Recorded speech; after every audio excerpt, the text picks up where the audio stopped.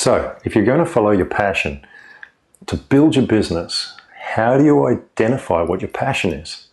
Sometimes it's a hard thing because we have interests in so many areas. So one way that I suggest that makes it a little bit easier is to identify your skills and your interests. Now, we can do that pretty simply with a sheet of paper. All we need is a sheet of paper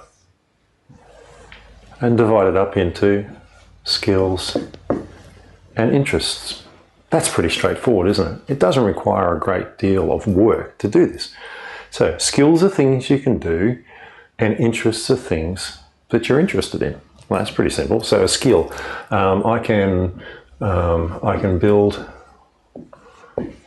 WordPress sites. There's a skill, and I have a great interest in it. I like building WordPress sites. Interests, okay, I'm interested in firefighting. So I might just put down fires.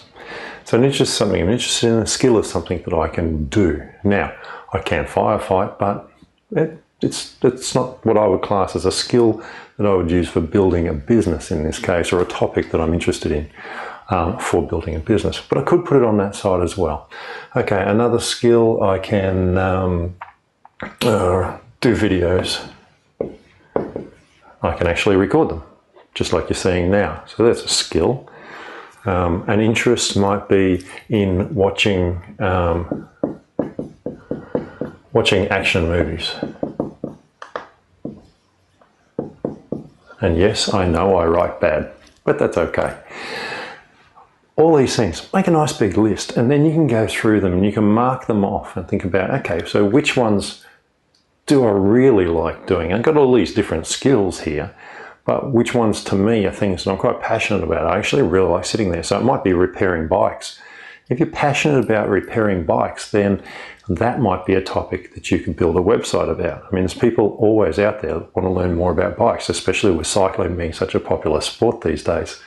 Alternatively, if you like watching action movies, there's nothing stopping you building a site where you review all the action movies. You might break them up into genres or actors because people follow certain types of action movies. It might be Japanese or Korean, or it might be Van Damme or whatever.